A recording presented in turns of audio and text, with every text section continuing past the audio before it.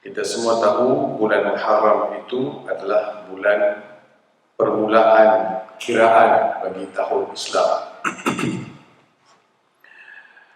Kerana dinamakan Muharram kerana pada bulan tersebut dan 3 bulan berikut itu adalah bulan-bulan yang diharamkan peperangan. Dalam sejarah sebelum kedatangan Islam pun sudah ada bulan-bulan yang disepakati oleh orang Arab Jahiliyah untuk tidak berperang, gencatan senjata namanya.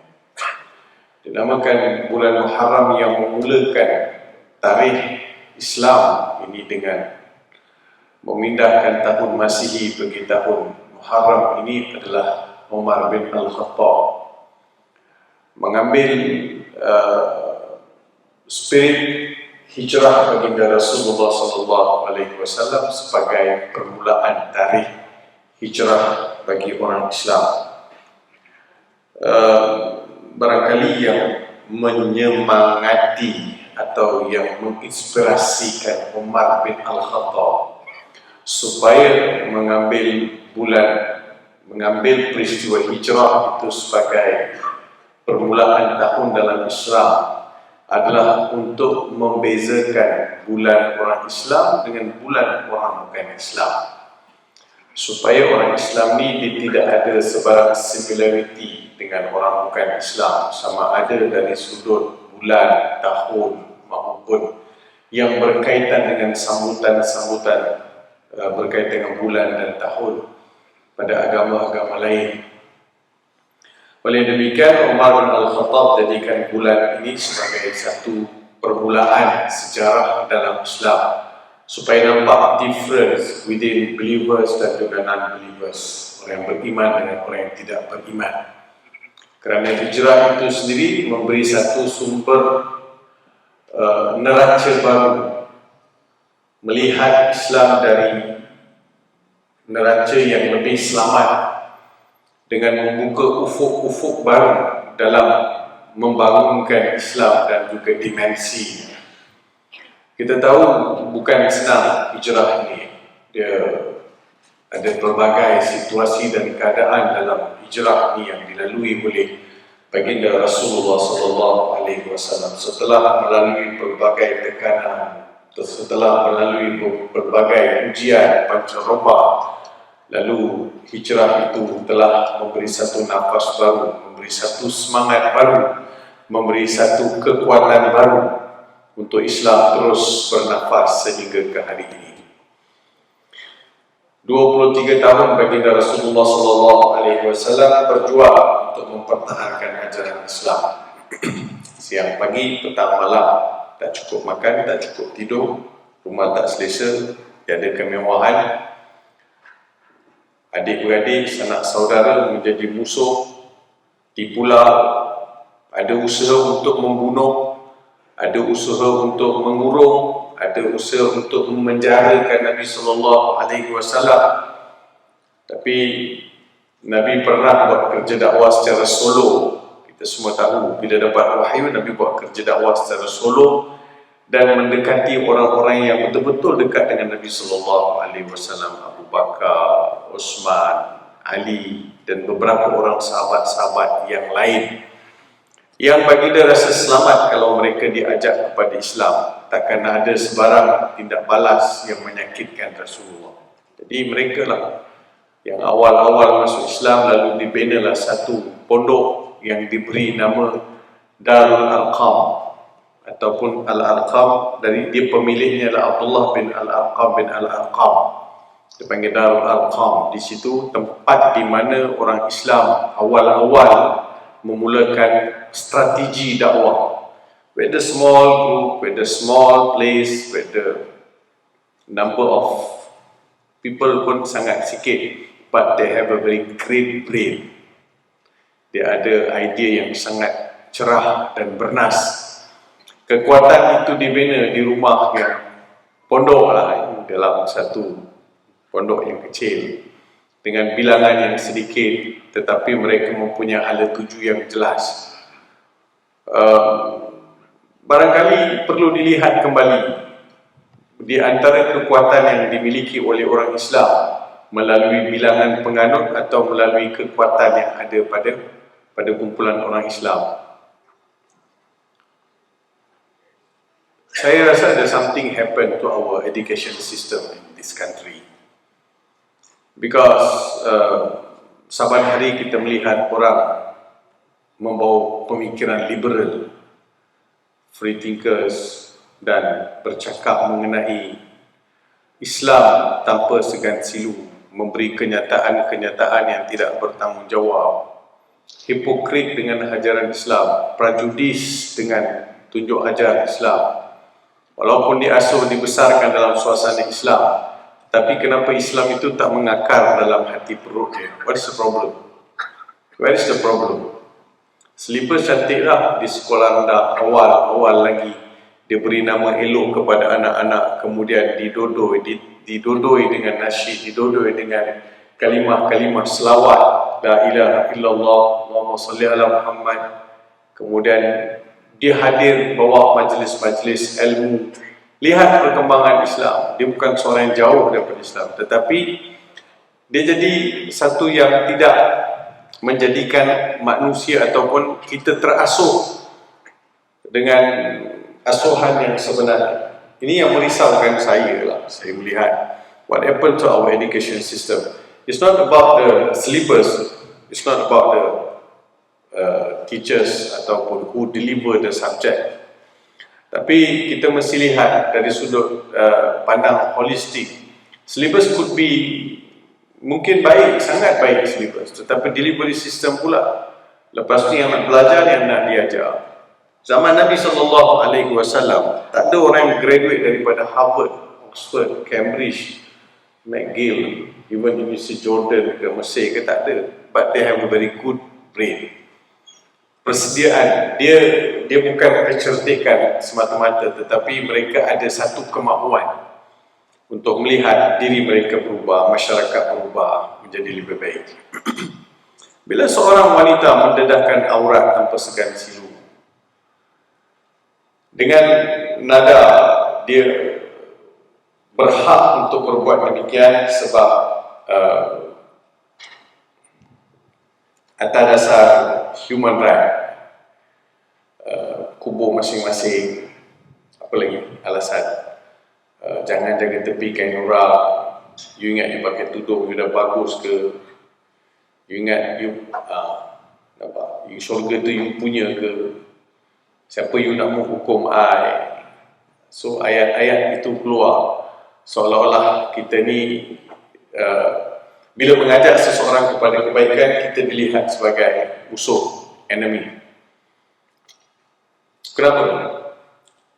Ini hijrah, ini cerita Nabi nak selamatkan orang perempuan. Nabi nak keluarkan perempuan ini daripada menjadi gundik, menjadi bahan pemuas, menjadi bahan yang dieksploitasi di zaman jahiliah. Datang Islam, perempuan diangkat, diberi maruah, diberi tempat dan diberi kedudukan. Islam bela perempuan, Islam mengangkat perempuan.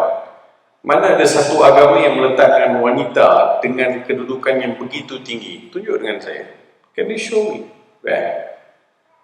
Bila Al-Quran sebut ya ayyuhan nasu taqu rabbakum alladhi khalaqakum min nafsin wahidah wa khalaqa minha zawjaha wa batha minhuma rijalan katsiran wa nisaa wattaqullaha alladhi tasaaluna bihi wal arham innallaha kana 'alaikum raqiba. Surah An-Nisa ayat pertama.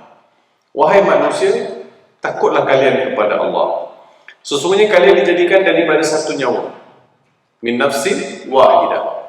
Wa khalaqa minha zawjaha. Daripada Adam dijadikan Hawa. Wa batha minhuma rijalan katsira. Lalu kedua-dua itu bila bercampur lahirlah zuriat. Sama ada gendernya lelaki ataupun gendernya perempuan.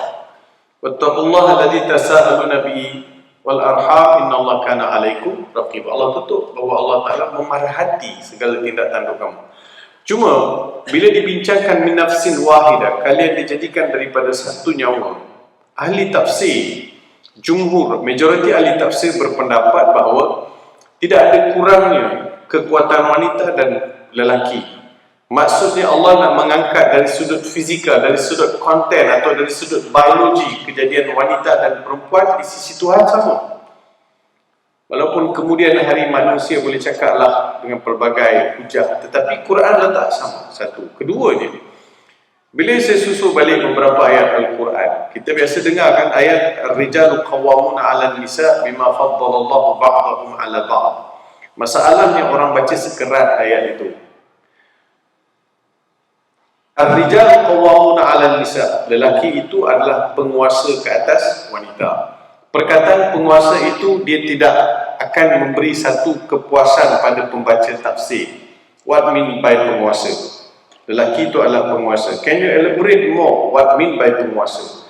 Lelaki itu penguasa. Apa yang dimaksudkan dengan penguasa? Penguasa itu adakah seperti jaga atau pegang rotan, pegang tongkat, kuat? Ataupun you boleh tengking, you boleh marah, you boleh kongkong. You sebagai penguasa, you ada hak disebabkan ayat itu.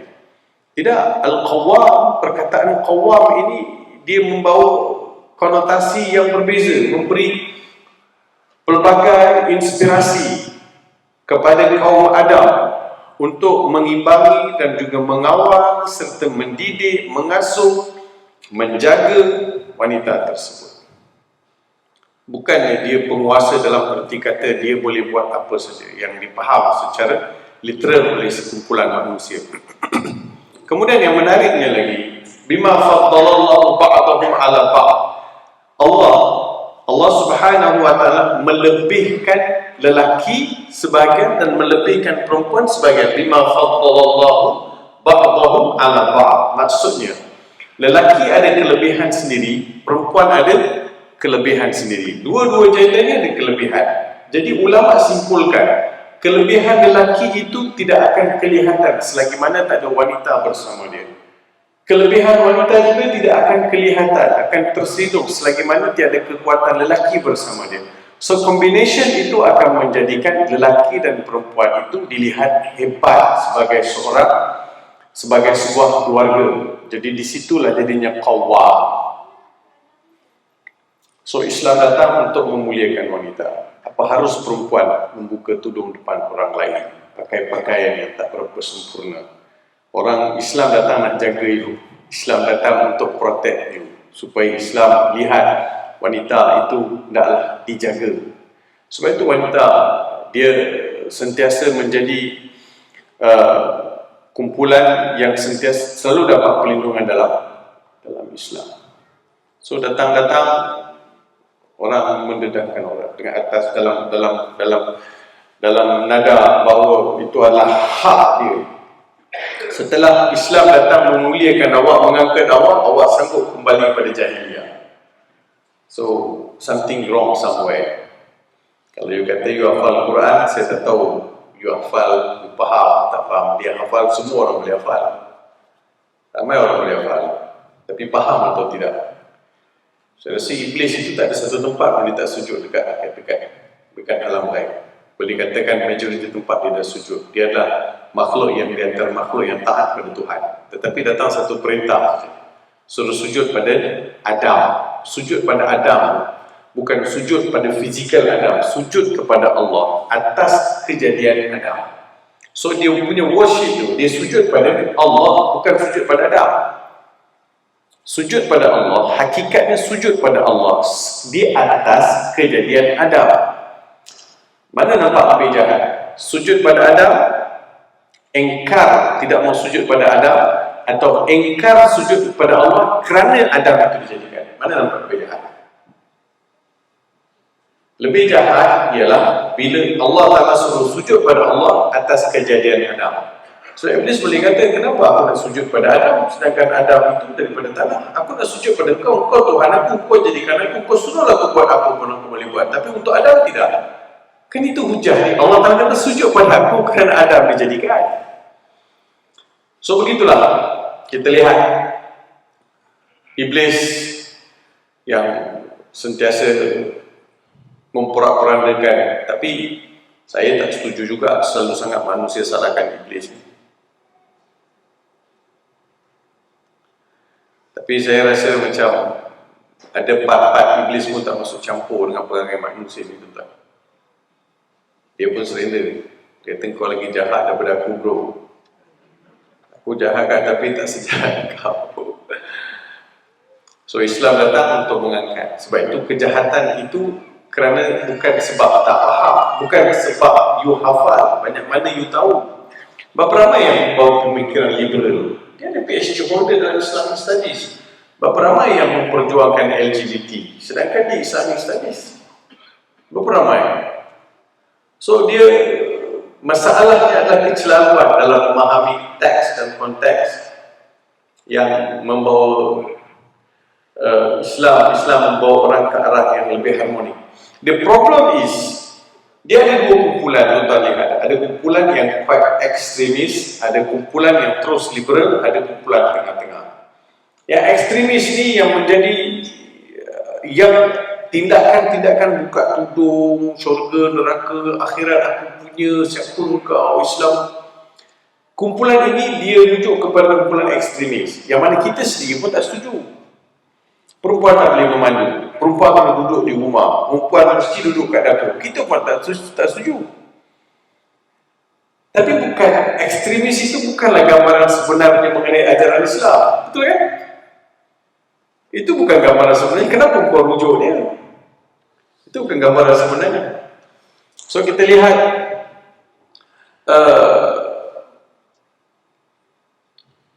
saya make simple. Anak kita habis SPM, dia ambil setiap hari, setiap minggu dia belajar, ada kelas fardu ain, fardu kifayah, apa semua dia ikut.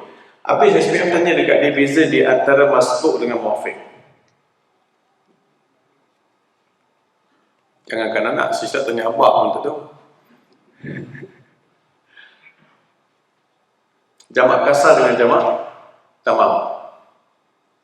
Jamak saja, kasar saja. Cuba tanya kalau boleh jawab. Berapa ramai 22 orang boleh jawab?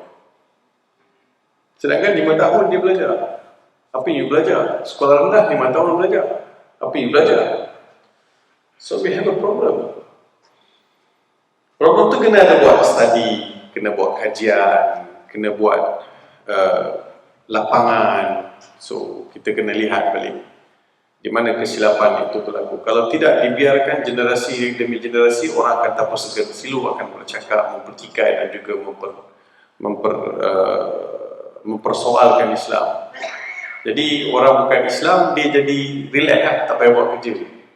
Ada orang bersuara on behalf, kan? So kita lah kena bertanggungjawab. Kita kena betulkan dengan fakulti-fakulti pengajian Islam, universiti Islam, kolej-kolej Islam yang ada, perlu membawa era satu citra yang lebih terarah dalam melunaskan ajaran Islam. Kembali kepada Turos, the soul of ilm. Mak Saleh cakap knowledge. Knowledge ni you tahu satu benda secara surface. Ilmu dalam Islam, dia tahu dan dia akan sampaikan kita kepada pemilik ilmu tersebut. You tahu fizik, you tahu kimia, you tahu biologi, you tahu matematik, tapi pemilik kepada zarah, pemilik kepada atom, pemilik kepada angin, udara, semua itu ialah Allah Subhanahu wa Ta'ala. Jadi kita nak sampai kat situ. Macam mana anak-anak kita boleh sampai kat situ? Macam mana education system ni boleh sampai kat situ? Itu big question mark yang perlu kita sama-sama fikir. So hijrah Nabi SAW adalah untuk membawa satu dimensi baru kepada kehidupan manusia, daripada jadi masyarakat jahiliah kepada masyarakat yang bertamadun. Kita semua tahu di zaman jahiliah ini lelaki akan menjadikan perempuan sebagai buah nafsu, arak, riba, penindasan, sistem penghambaan, semua itu wujud. Sedangkan bumi Mekah ni, dia adalah bumi yang ditinggalkan oleh Nabi Ibrahim alaihissalam setelah dimodifikasikan daripada bumi yang kering kontak dengan pelbagai environment sehingga memajukan kota Mekah. Apa yang ada zaman masa Umar, masa Abu apa yang ada di kota Mekah masa Nabi Allah Ibrahim alaihissalam tinggalkan Ismail dan juga Hajar? Apa yang ada? Tak ada apa. Rabbi inni askantu min dhurriyyati biwadin ghairi dhi zara'in 'inda baitikal muharram. Wahai Tuhan, aku tinggalkan zuriat aku ni di satu bumi, di satu lembah yang kering kotak, tiada tumbuh-tumbuhan, biwadin ghairi dhi zar'in 'inda baitikal muharram, 'inda baitikal muharram, aku tinggalkan di sisi rumah engkau yang menjadi bumi haram. Jadi maksudnya masa Nabi Ibrahim AS tinggalkan Hajar dan juga Ismail, sudah ada tapak Masjidil Haram, Kaabah itu sudah ada tapak. Siapa bina tapak? Tapak itu malaikat yang bina. Orang yang pertama sekali, malaikat yang bina. Setelah bumi dijadikan, malaikat bina. Kemudian yang pertama sekali singgah di kalangan manusia ke Kaabah adalah Nabi Allah Adam AS. Kemudian baru Nabi Allah Ibrahim AS dari bumi yang kering kotak dengan Ismail dan juga Hajar, bumi itu menjadi subur. Menjadi subur, takdir Tuhan. Bumi yang kering kotak, tak ada apa-apa, tiba-tiba terpacut air keluar daripada sebuah lembah. Dengan hentakan bayi yang berapa bulan saja, itu Ismail AS. Baby hentak keluar air. Cuba Pak Haji hentak kalau boleh keluar air. Sebab takdir Tuhan. Perlukan ikhtiar, yang lain semua Tuhan bagi. Hajar bertanya kepada suami dia, Ibrahim, ketika ditinggalkan. Dia pegang jubah suami dia. Nabi Ibrahim, pada siapa kau tinggalkan? Apa orang tak ada? Padang pasir. Aku dengan aku ni kau tinggalkan. Baby ni masih merah lagi. Kau nak tinggalkan kepada siapa? Adakah ini kerana kehendak kau wahai Ibrahim atau atas perintah Tuhan? Nabi Ibrahim jawab, di atas perintah Tuhan. Idzan lan yudayyi'ana Allah. Hajar melepaskan jubah suami dia. Dia kata, kalau itu keadaannya, Tuhan pasti tidak akan mensia-siakan kami. Tawakal yang tinggi, penyerahan yang tinggi. Mustahil Nabi Ibrahim buat satu perkara di luar kehendak ajaran Islam. Kan senang nak tinggalkan anak lelaki yang Nabi Ibrahim dapat setelah lanjut usia. Tuan-tuan, Nabi Ibrahim dapat Ismail, umur Nabi Ibrahim berapa tahun? 92 tahun. Pak Haji? Boleh? Kau nak cuba, boleh masuk berita.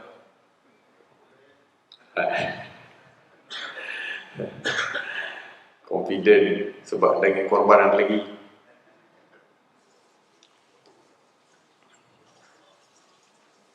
Sarah, Hajar muda, sebab Hajar ni adalah wanita bangsawan yang dihadiahkan oleh pembesar Mesir kepada Sarah. Isteri pertama Nabi Ibrahim, Sarah. Isteri kedua Nabi Ibrahim adalah Hajar. Pembesar Mesir menghadiahkan seorang wanita yang cantik lagi rupawan dari keturunan orang bangsawan kepada Sarah sebagai pembantu. Nampak Sarah ni tak ada pembantu, bagi seorang pembantu. Bila keluar daripada Mesir, Nabi Ibrahim jalan 3 orang. Nabi Ibrahim, Hajar, Nabi Ibrahim, Sarah dan Hajar. Kejap-kejap Sarah tengok Hajar, tengok Ibrahim. Tengok Hajar, tengok Ibrahim. Lalu Sarah bagi offer kat suami dia. Abang kahwin aja lah dengan Hajar. So, see how beautiful Isteri tolong beri. Laju. You guys hoping lah. Sarah cantik, kamu lebih minar rijal walau yakum min nisa illa thalatha. Hawa, Sarah, Maryam. Ramai lelaki yang handsome, tapi yang betul-betul jelitawan ni Nabi sebut ada 3 orang. Hawa, Maryam, Sarah. Sarah cantik, sangat cantik. Nabi Ibrahim pun handsome. Tapi diriwayatkan Nabi Ibrahim ini paling serupa, Nabi Muhammad paling serupa dengan Nabi Allah Ibrahim AS dari sudut rupa paras. Jadi Sarah kata, abang kahwin sajalah dengan Hajar. Tak elok bawa anak dara bulu kilir. Satu, keduanya, saya pun dah lanjut usia, kahwin saja dengan Hajar. Mana tahu dapat zuriat. Kahwin, next year dapat zuriat. Tapi Nabi Ibrahim berdoa, Rabbi habli minas salihin. Wahai Tuhan, kurniakan aku zuriat yang soleh, zuriat yang soleh, zuriat yang soleh. Nabi Ibrahim selalu berdoa. Sebab bagi Nabi Ibrahim, semua tes yang Allah bagi Nabi Ibrahim lulus. Campak dalam api, dipukul ayah dia, halau keluar, macam-macam ujian dilalui oleh Nabi Ibrahim AS. Semua Nabi Ibrahim lalui dengan penuh tabah, sabar, tanpa rungutan, berjaya. Memang A+. Dia tidak sikit pun tergelincir maupun hati dia berkata atas ujian-ujian Tuhan. Cuma ada satu perasaan yang timbul dalam diri Nabi Ibrahim, sampai sekarang tak ada zuriat. Timbul sampai sekarang tak ada. Sebab itu dia berdoa, kahwin dengan Hajar, dapat anak sulung, putera sulung. Sebab itu dinamakan dengan Ismail. Ismail itu membawa maksud gabungan dua kalimah. Ismail adalah gabungan dua kalimah. Sami'a Allahu du'aahu. Ismail maksudnya doa yang telah dikabulkan oleh Tuhan. Makna Ismail itu adalah gabungan dua kalimah. Sami'a Allahu du'aahu, doa yang telah dikabulkan oleh Tuhan. Jadi bila seseorang itu Ismail, itu adalah bermaksud doa yang telah diperkenan oleh Tuhan. Cukup Nabi Ismail 13 tahun, Sarah pula mengandung. Sarah, masa tu Sarah 96 tahun. Maklum? What do you think? What will happen? Tak payah 90 lah, 60. Quite fast, 60. Tiba-tiba ulang alik ke hospital. Kenapa? Dah ada. Surat khabar semua akan buat cover. Masuk Nona, MHI, Malaysia Hari Ini, kan? Masuk TV Hijrah, kan? Di Hijrah pula bincang bagaimana kekuasaan Tuhan. Maklum umur 60 boleh dapat zuriat, jadi give hope, bagi harapan. Jadi popular lah. Maklum umur 60 tahun mengandung 65 tahun. Yes, of course. Atuk pun masuk TV. Lepas tu Atuk kena jadi duta produk Makjub. Hukum lah Atuk laku lepas tu.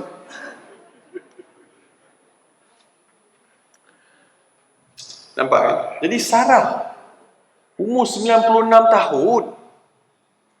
Dari sudut biologinya, Sarah tak boleh beranak dah. It's finished. Khalas, kata Arab. Dua orang malaikat datang nak sampaikan kepada Sarah berita gembira. Ini Sarah akan mengandung. Fabasyaruhu bi ghulamin halim. Terkejut. Sarah terkejut bila dapat berita dia akan mengandung. Kan? Ada benda terkejut kalau perempuan. Fasakkat wajhaha faqalat inni ajuzun hakim. Bila malaikat datang beritahu, Sarah, kau akan mengandung dan kau akan lahirkan zuriat, dia pun tepuk kepak muka dia. Tepuk. Fasakkat wajhaha faqalat inni ajuzun hakim. Aku ni wanita tua, wanita yang sudah lanjut usia. Dari sudut biologinya saya tak boleh nak beranak dah. Khalas. Malaikat tanya, ata'jabina min amrillah. Adakah engkau rasa mustahil bagi Allah?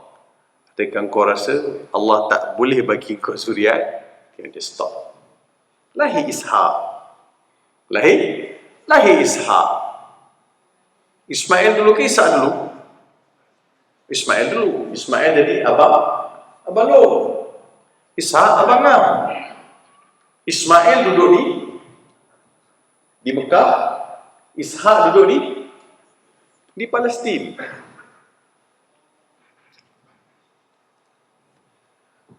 Masa dia datang perintah pula bila 13 tahun, falamma balagha ma'ahu sa'ya qala ya bunayya inni ara fil manami anni adhbahuka fanzur madha tara. Qala ya abati fa'al ma tu'mar satajiduni insyaallah minas sabirin. Bila Ismail sudah umur 13-14 tahun dah boleh main dengan ayah dia. Tuan-tuan boleh bayang tak? Umur 13-14 tahun kita buat apa dengan ayah? Kita dengan ayah, how close we are? Naik motor, naik motosikal. Kalau dulu naik motosikal, naik motor boleh ikut abah pergi mancing, ikut abah pergi menebas. So, seronok. Saya anak saya, mak dia nak pergi beli barang dekat mall dengan kakak-kakak dia. Saya nak pergi menebas. Saya tanya dengan anak saya bagi tahu dekat anak saya, umur lah 7-6 tahun, saya kata, Muhammad, besok abah nak pergi kebun. Muhammad ikut abah kan nak pergi ikut Umi pergi kedai, pergi mall? Ikut abah lah. Walaupun dia tahu dekat kebun ada nyamuk, dia kena buat kerja, tapi dia rasa seronok ikut abah. Sama macam kita dululah. Umur macam tu ikut abah, suka seronok ikut abah, boleh kawan dengan abah. Jadi Nabi Ismail masa tu dah boleh tolong ayah dia buat Kaabah, pembinaan Kaabah. Nabi Ibrahim duduk tengok tepi, okey Ismail, cukup tak? Sikit lagi bah, sikit lagi. Dari sini bah, sikit bah, kanan bah. Dia tolong abah dia bina Kaabah. Datang mimpi suruh Nabi Ibrahim sembelih Ismail. First mimpi dia ignore, dia kata mungkin mainan syaitan. Second mimpi, third mimpi dia kata ini sudah perintah Tuhan. Bagi tahu dekat anak-anak dia, ayah lihat sembelih kau wahai Ismail, what's your opinion? Ask for opinion. What's your opinion? What do you say? Ya abati fa'al ma tu'mar satajiduni insyaallahu minas sabirin. Hei ayah, lakukan apa yang diperintahkan. Ayah akan dapati saya tergolong dalam golongan orang yang sabar. InsyaAllahu minas sabirin. Kau akan dapati aku orang yang sabar. Saya baca tafsir, saya menangis tuan-tuan. Saya baca tafsir insyaallah satajiduni insyaallahu minas sabirin. Ayah akan dapati saya insyaallah, dengan izin Allah ayah akan dapati saya orang yang sabar. Sebenarnya siapa yang sabar? Ibrahim ke Ismail? Siapa yang sabar? Ismail. Tapi reflect pada siapa? Pada Ibrahim.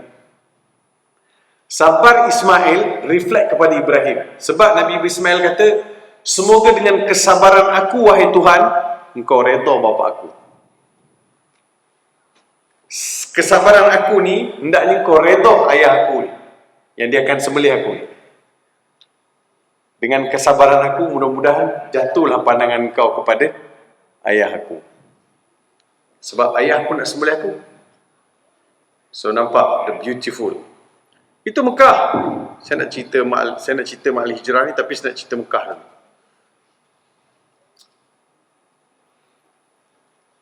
Itu Mekah. So Ishaq pula. Min wara Ishaq Yaqub. Lepas Ishaq Yaqub ada anak 12 orang. Di antaranya Bunyamin, termasuklah Yusuf alaihi salam, dan lahirnya zuriat Bani Israel. Dalam Al-Quran 2 kali Allah Ta'ala sebut Ya Israel, Ya Israel. Israel dalam Al-Quran disebut secara tunggal, bukan Ya Bani Israel. Secara tunggal, Israel. Illa ma harrama Israelu ala nafsi. Tuan-tuan akan jumpa 2 kali saja secara tunggal kalimah Israel. Itu adalah panggilan lain bagi Nabi Allah Ya'qub alaihi salam.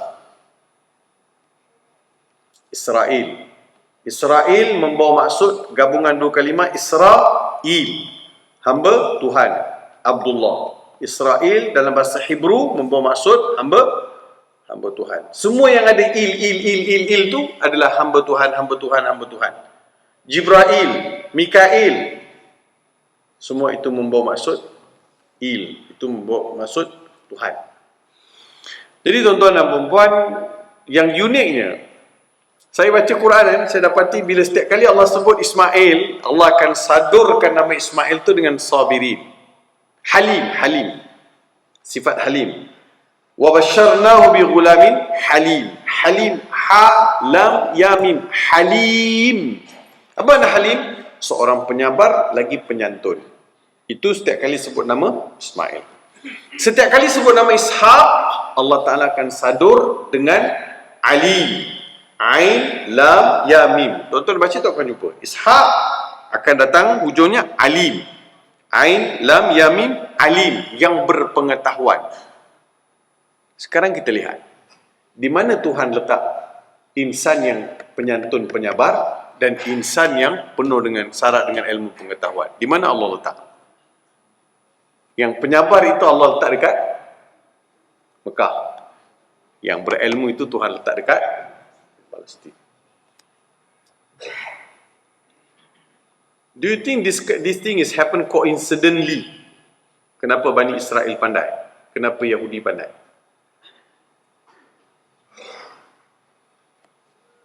Tuhan memang dah jadikan dia orang ni pandai daripada awal. Bukan nak kata kita tak pandai, tapi memang Tuhan bagi. Tapi sepanjang perjalanan itu sudah dimanipulasi, sudah disalahguna kepandaian. Bila tidak terasuh dengan wahyu yang diturunkan, Taurat, Injil, dimanipulasi, ditukar ayat-ayatnya, jadi sesat habis. Yang sabar itu suruh dijaga di Mekah. Sebab itu tuan-tuan naik kapal terbang dekat airport tu, tuan-tuan dah kena belajar sabar lah. 3 kalimah untuk tuan-tuan dapat haji mabrur, umrah mabrur. Sabar, sabar, sabar. Tak ada lain lah. Itu je bekalan. Sabar. Ke airport ni tuan-tuan. Sampai-sampai. Datang lambat, kad tak dapat, kecoh. Beg tak sampai kat Mekah, berebut. Muka ketat. Ni awak seorang je letih, orang lain tak letih. Mekah happy lah muka. Daripada 40 orang tu 30 muka masam mencuka. Letih. Cakap pun nak dengar tak dengar. Awal-awal lagi kita lihat. Dia tak ada.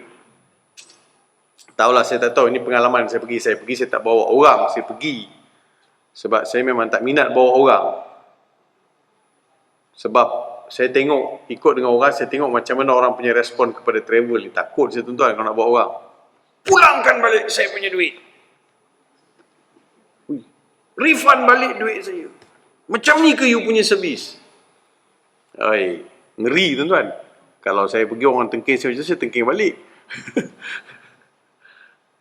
Jadi Mekah kan sama jugalah musim pergi haji ni. Bukan senang nak hadapi suasana haji. Kita bukan deal dengan orang Malaysia, kita deal dengan Arab.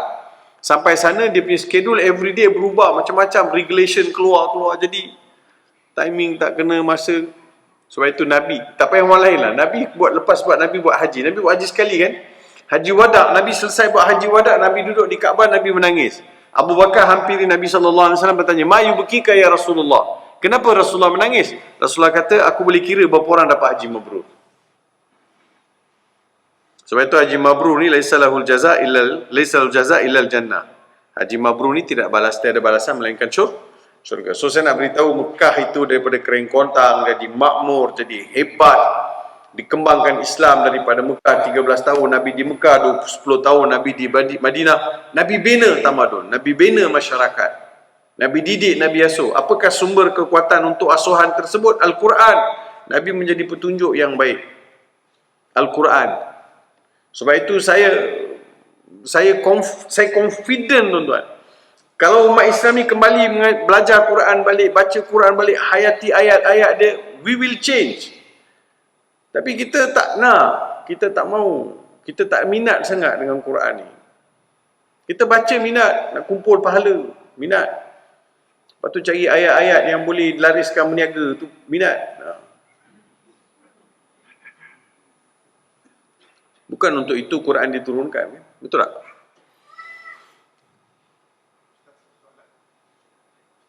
Ya.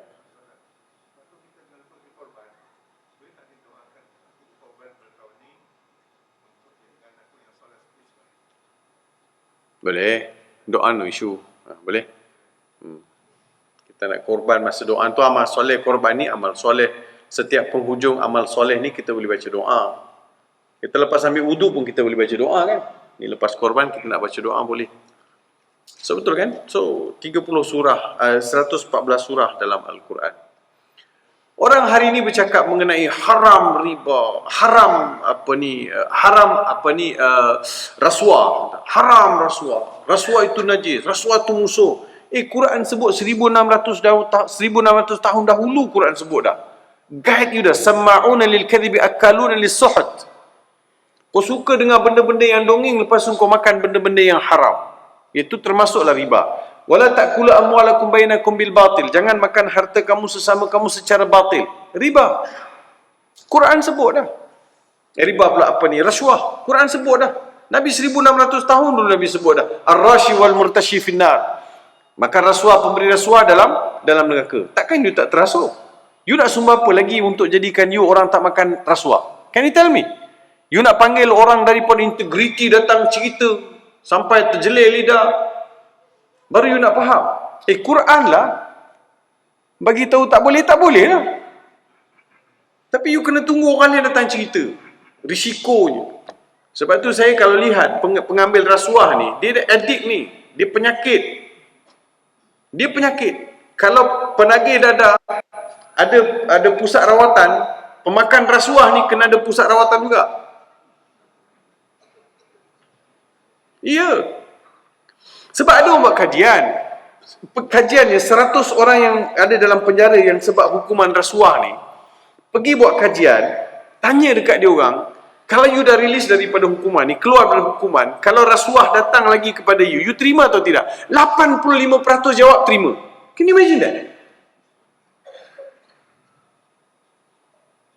85% kata akan terima. Yes, what to do, yes. Kalau dapat, ya. Lepas tu pergi haji. Lepas tu pergi umrah. Lepas tu bagi anak yatim makan. You consider you can clean up your sin. Who teach you? Siapa guru you ajar benda macam tu? Dosa dengan Tuhan, kita boleh minta ampun. Tapi dosa dengan manusia mengambil rasuah. Tadi Quran, itu yang Quran bentuk. Di hijrah ni bukan hijrah dari sudut tahun, hijrah keseluruhan. Sebab itu Nabi sebut, selepas Nabi sampai dekat kota Mekah, setelah Kaabah tu, Bilal naik panjat Kaabah azan, Nabi sebut, la hijrata ba'dal fathi. Tiada lagi hijrah selepas pembukaan kota Mekah. Illa al-niyah wal jihad. Melainkan niat dan juga jihad. Niat ikhlas, niat apa buat kerana Allah Subhanahu wa taala. Ada orang ambil rasuah kerana Allah Taala? Mencuri kerana Allah Ta'ala ke? Ingat ini saya mencuri lillahi ta'ala. Sebab Nabi bagi tahu dah, tidak akan mencuri pencuri itu, melainkan masa mencuri, ditanggalkan Islam dari diri dia. Tidak akan berzina seorang Muslim, melainkan masa dia berzina itu ditanggalkan Islam daripada diri dia. So, ditanggalkan Islam. Digambarkan Islam itu macam pakaian. You remove your iman. You remove your belief. You remove Allah from your life. So apa you dapat? Gembira sangat ke? Happy sangat ke? Kan dengan makan benda yang haram. So Quran datang mengasuh you. Hijrah. Sebab itu Nabi SAW sepotong hadis riwayat Imam Tirmizi, Al-hijratu man hajara mimma nahallahu anhu. Hijrah ialah berhijrah meninggalkan perkara yang ditegah oleh Allah Subhanahu wa taala. Ya, kita berlaluan azan.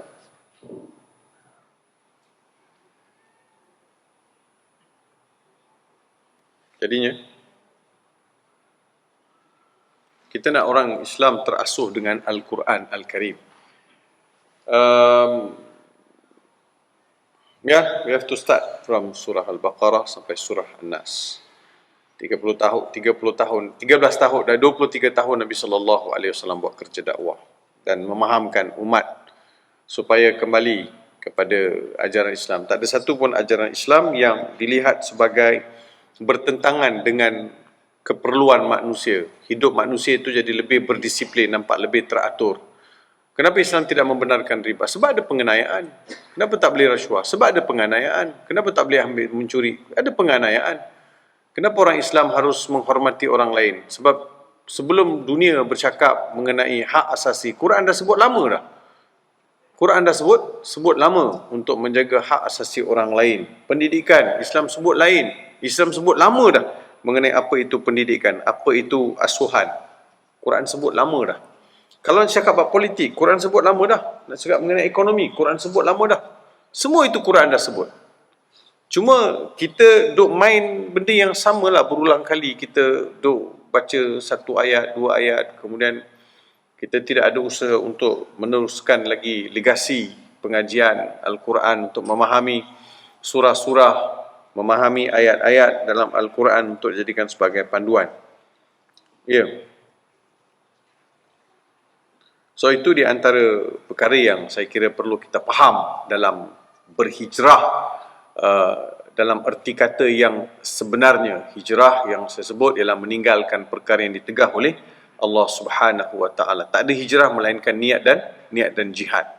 Bila sebut mengenai jihad, kita selalu dimomok-momokkan golongan orientalis, golongan yang Islam kadang dia berfikiran barat dan tidak setuju dengan Islam, knowledge dia premature. So dia kata Islam ni agama yang dikembangkan melalui jihad. Jadi bila masa Quran suruh kembangkan Islam melalui jihad? Tuan-tuan, kita biasa kan, kita baca Quran ni, dia ada surah Makkiyah, ada surah Madaniyah, betul tak? Surah Makkiyah, surah-surah yang Allah turunkan di Mekah atau persekitarannya, sama ada Mekah atau persekitarannya sebelum berlakunya hijrah. Itu dinamakan surah Makkiyah. Surah-surah yang diturunkan di Madinah atau surah-surah yang turun selepas Nabi berhijrah daripada Mekah pergi ke Madinah, maka itu dinamakan surah-surah Madaniyah. Surah Makkiyah, surah Madaniyah. Tidak ada satu pun surah ayat dalam surah Makkiyah yang membawa maksud, kalau kalimah jihad, yang membawa maksud mengangkat pedang, mengangkat senjata. Tak ada. Surah Makkiyah tak ada ayat jihad angkat senjata lawan orang. Tak ada. Yang ada ialah jihad yang membawa maksud jihad ilmu, jihad ekonomi, jihad dalam persaudaraan, jihad dalam mempertahankan hak. Jihad-jihad tu ada. Tapi ada pun angkat senjata? Tak ada. Di Madinah, ya, ada. Sebab di Madinah sudah memperlihatkan Islam ini perlu memberitahu bahawa you don't play fool with Muslims. Jangan main-main. Orang Islam ada hak. Orang Islam pun ada kekuatan. Selama ini pendekatan kita pendekatan dakwah. Selepas ini kalau ada sebarang hak kami yang diceroboh, kita tidak akan teragak-agak untuk mengangkat senjata. Dan yang memulakan peperangan ke atas orang Islam bukan orang Islam. Tunjuk dengan saya orang Islam pergi cucuk orang bukan Islam. Tak ada. Di Mekah berapa ramai orang Islam kena bunuh? Tengok di Mekah berapa ramai orang Islam kena bunuh. Bila di Madinah, bila pergi permulaan jihad itu adalah lebih untuk mengambil hak dalam peperangan Badar yang berlaku Badar Kubra. Orang Islam ambil hak mereka sebab hak mereka sudah diceroboh di Mekah. Rumah-rumah mereka, harta mereka yang tinggalkan itu. فَمَنِ اعْتَدَى عَلَيْكُمْ فَاعْتَدُوا عَلَيْهِ بِمِثْلِ مَا اعْتَدَى عَلَيْكُمْ. Kalau ada orang menceroboh hak you, maka you boleh ambil balik hak you daripada orang yang menceroboh hak you seperti mana dia ceroboh tanpa sebarang pelampauan. Islam bagi tahu. Itu berlakulah jihad di peperangan Badar. Nampak sangat orang Islam pergi ke medan Badar itu bukan untuk berjihad. Berapa orang pergi? 313. Dia datang berapa ramai? So who start first? So Islam begitu cantik untuk difahami. So yang tu pun saya ada buat artikel mengenai 23 ayat yang cerita mengenai jihad.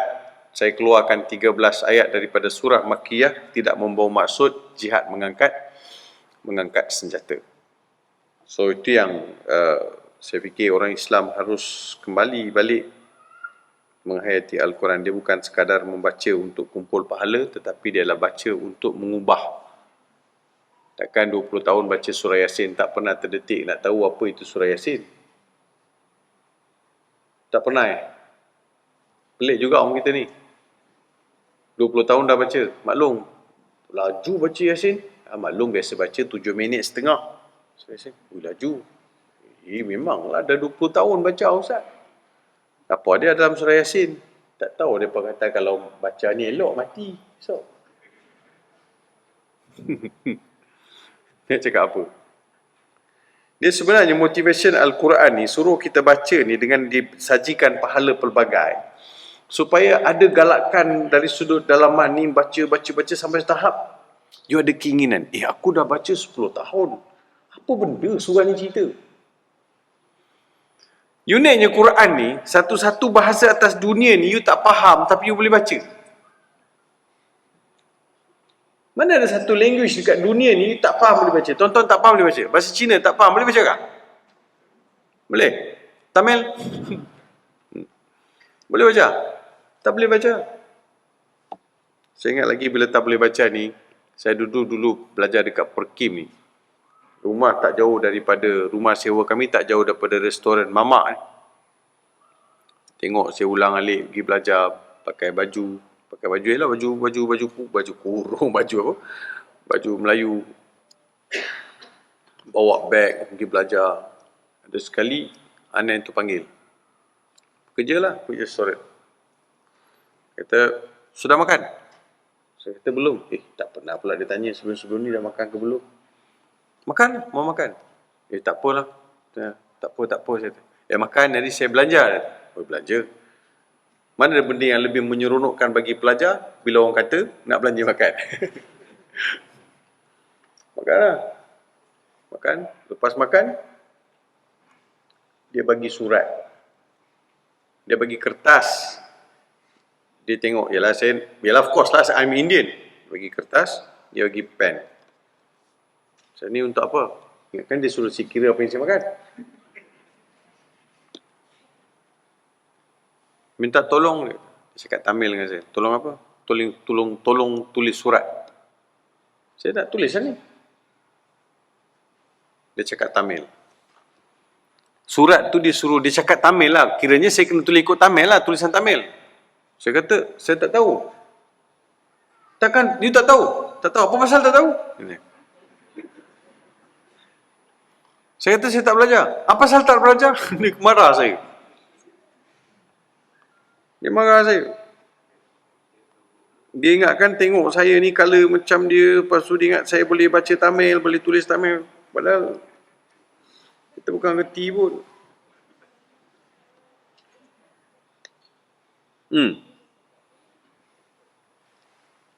So, Quran ni. So, dia macam ni tuan-tuan. Kalau kita tak ada usaha nak faham Al-Quran, jangankan kita, orang Arab pun kalau dia tak belajar, dia tak faham juga Al-Quran. Sama. Jangankan kita, orang Arab, kalau dia tak belajar grammar bahasa Arab, dia pun tak faham Al-Quran. Dia pun tak faham Al-Quran. Saya ada banyak insiden berlaku dengan Arab ni. Sebab Arab ni satu, kadang-kadang dia rasa bahasa Quran ni bahasa dia tahu semua. Padahal dia tak tahu pun. Cuba tanya kat dia, kenapa zalika bukan tilka? Zalikal kitabu la raiba fihi hudal muttaqin. Tanya dekat dia, limadza zalika wa laysa tilka? Tengok dia boleh jawab atau jawab. Kalau dia jawab pun dia temberang lah tu. Belum tentu dia tahu apa yang dia faham, apa yang dia nak syarah kat kita. Sama. Jadi tuan-tuan dan perempuan yang saya kasihi sekalian, sebab itu saya mengajak ibu ayah semua untuk sama-sama kita menghayati kembali balik pada Al-Quran. Itulah hijrah yang paling besar yang boleh kita buat. Sebagai kesimpulan, sejarah penetapan kalender hijrah digunakan umat Islam setelah Rasulullah sallallahu alaihi wasallam wafat, yang secara rasmi ditetapkan oleh Umar bin Al-Khattab. Umar bin Al-Khattab. Sebut Umar ni dengan Quran, Umar ni luar biasa tuan-tuan. Umar ni dia punya bacaan, dia punya view tu super tuan-tuan. Mau super. Sebab Umar ni saya nampak dia jadi insan yang bergemerlapan ni. Dia nampak very shiny because yang fit dia adalah Al-Quran. Dia masuk Islam semua kita tahu kan. Dia masuk Islam selepas dia dengar 5 potong ayat daripada adik perempuan dia. Adik perempuan dia baca. Dia sempat dengar. Asalnya dia nak pergi cari Nabi Muhammad. Orang bagi tahu dekat Umar, sebelum kau cari Muhammad, baik kau tengok adik perempuan kau dah buat apa. Umar tanya, kenapa dengan adik perempuan aku? Adik perempuan kau dah masuk Islam. Dia tengok Umar kejar pula pergi ke rumah adik perempuan dia. Dia lempang adik perempuan. Sementara dia lempang tu, dia sempat dengar 5 potong ayat daripada surah Taha. Taha ma anzalna alaikal Qur'an litashqa illa tadhkiratan liman yakhsha tanzila mimman khalaqal arda was samawati al-ula ar-rahmanu 'alal arsy istawa. 5 ayat. Sempat dia dengar. Dia lepas lempang, dia tanya. Dia kata, tadi masa aku nak masuk dalam, ada benda aku dengar kau baca. Kau baca apa? Adik perempuan dia kata, baca Quran. Yang kau pegang tu ke? Masa tu dia pegang lembaran wahyu. Beberapa ayat. Yang kau pegang tu ke? Ni aku nak tengok. Adik perempuan dia kata, tak boleh. You cannot touch. I cannot give it to you. Because you're not Muslim. Tak boleh bagi. Tapi Umar jadi tidak keruan. 5 potong ayat yang Umar dengar tu dah masuk telinga dia, dah masuk singgah ke hati dia. Jiwa dia, roh dia, soul dia mula bagi reaction. Refleks daripada ayat Quran. Terasa Umar dia tak faham tapi dia dengar. Itu permulaan. Kemudian daripada itu ada 22 ayat. Kemudian daripada itu dia cari Rasulullah, dia masuk Islam, lepas tu dia jadi dia yang defend Nabi Muhammad sallallahu alaihi wasallam. Kita pun tahu dalam peristiwa hijrah bagaimana Umar turun tawaf. Umar kata sekarang Umar nak berhijrah, siapa yang isteri jadi nak jadi nak biar siapa yang isteri nak jadi balu, anak jadi yatim, meh jumpa Umar kat sini. Umar nak berhijrah sekarang. Tak ada siapa pun keluar. Tu Umar, watak dia. Lorong-lorong yang Umar lalu ni iblis pun tak berani lalu.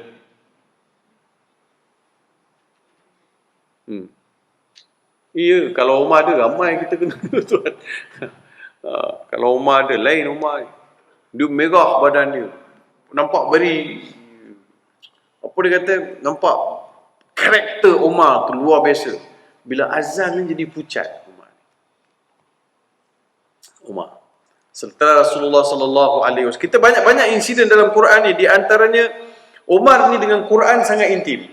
Ada dia jadi makmum, sekali dia jadi imam. Banyak cerita, tapi salah satu ceritanya Umar solat maghrib, ada seorang lelaki ni sahabat ni jadi imam. Rakaat pertama imam tu lepas Fatihah baca qul huwallahu ahad. Rakaat kedua pun lepas Fatihah dia baca qul huwallahu ahad. Umar dah geram dah. Selesai solat Umar pegang jubah imam. "Hei imam, ada banyak surah, kenapa kau duduk rakaat duduk surah ni kau baca surah sama?" Kenapa? Kan? Imam tu kata aku suka. Bahasa kita, aku punya suka lah. Kan? Cuba Imam Jaiz jawab macam tu. Memang besok kita hantar aduan. Dia kata aku tak puas hati dengan kau. Aku nak bawa kau jumpa Rasulullah SAW. Bawa pegang jubah dia, heret sampai Rasulullah. Rasulullah kata kenapa ni, lepaskan jubah dia wahai Umar. Umar pun lepaskan jubah dia. What happened? Rasulullah tadi dia jadi imam maghrib. Rakaat lepas Fatihah, rakaat pertama dia baca qul huwallahu ahad. Rakaat kedua lepas Fatihah baca qul huwallahu ahad. Imam ni buat hal Rasulullah. Rasulullah tanya pada Umar, Rasulullah tanya pada imam, apa benar wahai imam apa yang berlaku? Betul wahai Rasulullah. Kenapa kamu buat macam tu? Rasulullah tanya, kenapa buat macam tu? Inni uhibbuha ya Rasulullah. Aku sangat suka surah ni Rasulullah. Terus Rasulullah jawab apa? Hubbuka ilaiha adkhalakal jannah. Disebabkan kau cinta surah ni, kau masuk syurga wahai imam. Takkan imam tu baca 2 kali sebab dia tak hafal surah lain. Itu kita. Balik-balik ulang surah yang sama. Sampai makmum kat rumah kita tak nak jadi makmum lah, kata orang Kedah tu, cemuih. Tak mau. Jah, solat berjemaah dengan abang. Abang solatlah dulu. Sebab Kak Jah boleh agak. Qul huwallahu ahad, Quran Falaq. Iya. Kat luar je nampak action tu. Oh, action. Berapa surah hafal bang? Oh, adalah sikit. Sikit tu tak berganjak dari dulu. Hafal lah, slow-slow. Tapi late. Apa yang lambat ni? Saya dah tua dah Ustaz. Abang je rasa tua. Kalau bab ni tua lah. Cuba lain. Tadi bukan main lagi. Belum cuba, belum tahu Ustaz. Bila saya kata Nabi Ibrahim dapat anak umur 90 tahun. Boleh ke bang? Belum cuba, belum tahu Ustaz. Yang tu nak cuba pula. Ni suruh hafal. Dah tua. Mata tak nampak. Baca panjang sikit, kaki sakit. Macam-macam Always create excuses. Jadi, kelakar lah tuan-tuan. Betul kan? Jadi Umar bin Al-Khattab, luar biasa. Dia pernah, Umar ni, lepas Rasulullah sallallahu alaihi wasallam wafat, jumpa Abu Bakar Siddiq. Abu Bakar jadi khalifah masa tu, jumpa Abu Bakar. Bagi tahu kat Abu Bakar, "Hey Abu Bakar, kumpul Quran." Kumpullah Quran wahai Abu Bakar. Abu Bakar kata, Nabi tak buat, takkan kita nak buat? Ni ramai yang meninggal ni, syahid ni wahai Abu Bakar. Kumpullah Quran. No. Besok Umar datang lagi. Lusa Umar datang lagi. Tulat Umar datang lagi. Ulang alik Umar datang bagi tahu. Kumpullah Quran. Sampai Abu Bakar As-Siddiq beritahu, wa huwa yukarriru hatta syarahallahu sadri. Dia ulang sampai Tuhan lapangkan dada aku untuk terima cadangan Umar. Dia tak give up. Okey, lagi. Ada 22 ayat dalam Quran turun lepas Umar sebut. Umar kata, wahai Rasulullah, tak elok cakap dengan isteri Rasulullah ni. Kalau dia tabirkan elok. Besok turun ayat, jangan berbicara dengan isteri Rasulullah melainkan di sebalik tabir. Rasulullah solatkan munafik. Umar pergi beritahu, Rasulullah janganlah solatkan ini bapak munafik ni, ketua munafik ni. Jangan solatkan dia. Rasulullah kata, nah, lepas main turun ayat, la tusalli alaihi. Ada 22 ayat. Sehingga Rasulullah sallallahu alaihi wasallam beritahu dalam hadis yang sahih riwayat dalam kitab yang disebut Ibn Asakir. Rasulullah sallallahu alaihi wasallam sebut, kalaulah ada seorang nabi selepas aku, engkaulah orangnya wahai Umar.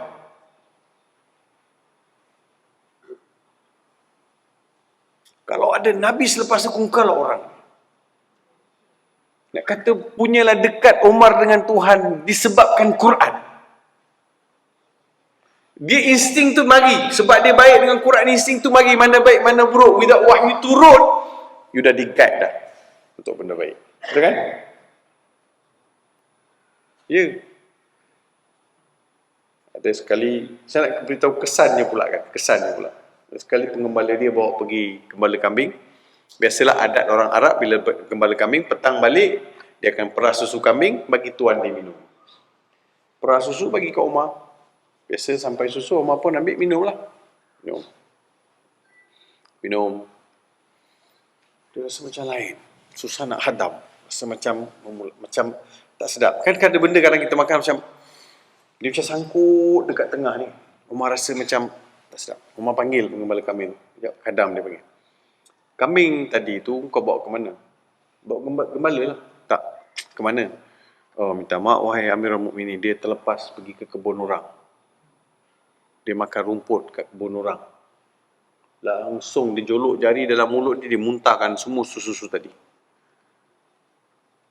Maksudnya apa? Bila ada Quran, benda syubhat susah nak masuk. Kalau masuk, you akan dapat notification. Ting.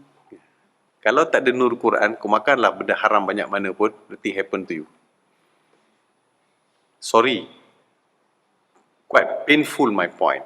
But you have to understand. Sukar untuk ditelan, tapi alamak, tak terasa apa-apa. So tak ada nur Quran. So you nak harapkan syafaat Quran macam mana dekat akhirat kalau you don't have any relation with Quran. So benda-benda ni sangat penting. Kita mesti kembali. So dilihat dari sudut hijrah. Minta maaf saya tuan-tuan. Saya sayang pada tuan-tuan. Saya sayang pada masyarakat Islam di negara ini dan di mana-mana saja. So no point saya yang pergi buat PhD dalam bidang tafsir balik kalau saya tak guide masyarakat saya dan tak memberi satu asuhan yang lebih betul untuk masyarakat lihat cinta mereka pada Quran dan mahu jadikan Quran sebagai guidance. Lalu Umar bin Al-Khattab ni, cerita Umar bin Al-Khattab berasa keperluan penetapan, berlaku kesulitan menerima di antara sebab yang lain, sebab surat menyurat dia perlu ada tarikh Islam. Lalu Umar pun bermesyuarat dengan sahabat dan mengambil ketetapan untuk menetapkan hijrah ini, tahun baru hijrah ini sebagai kiraan. Kemudian juga yang disebut oleh para ulama ialah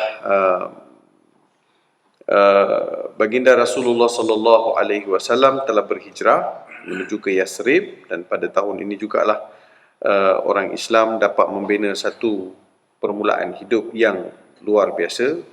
Kalau dalam kitab Fathul Bari, Ibnu Hajar Asqalani menyebut hikmah Muharram sebagai awal tahun kerana kesucian bulan tersebut. Dengan dijadikannya Muharram sebagai awal tahun, maka tahun hijrah akan dimulakan dengan bulan suci, itu Muharram, diharamkan, masuk suci lah.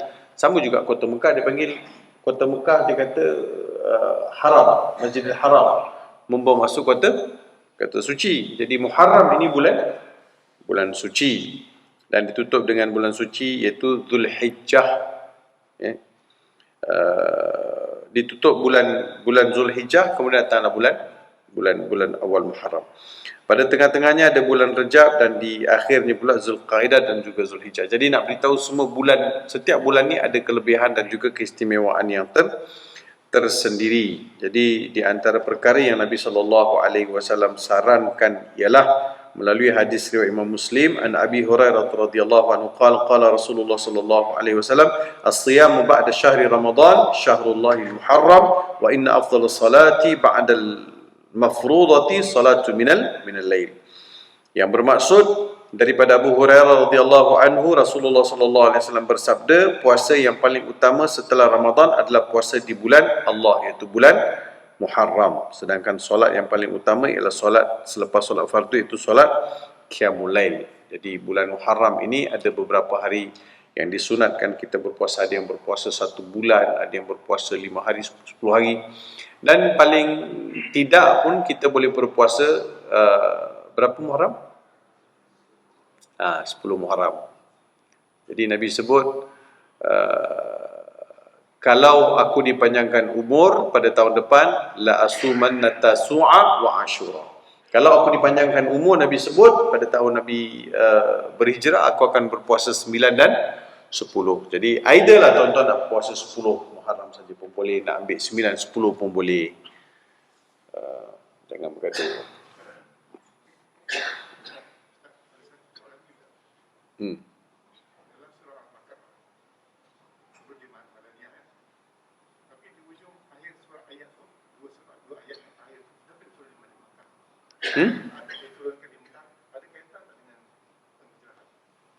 Dua ayat terakhir daripada surah Baqarah turun di Mekah?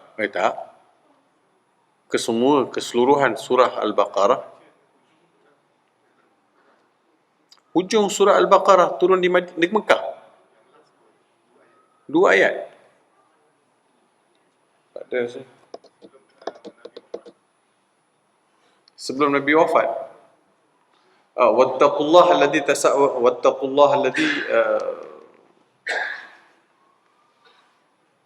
sebelum Nabi wafat Madinah. Nabi wafat di Madinah, Nabi tak wafat di Mekah. Tak boleh. Terbacalah. Tapi surah Madaniyah, surah Al-Baqarah. Kalau tuan nak relatekan dengan sebelum Nabi wafat, confirm lah Nabi wafat di Madinah, Nabi tak wafat di Mekah. So masih lagi dia menjawab bahawa ianya adalah surah Madaniyah. Dia kadang-kadang mustahil, bagi saya mustahil lah. Kalau surah tu turun di Mekah kemudian dibaca di Madinah, ada yang menganggap turun sekali lagi di Madinah, pun tak betul. Tapi kalau surah itu turun di Madinah, nak relatekan dengan Mekah, pernah turun di Mekah? Tak.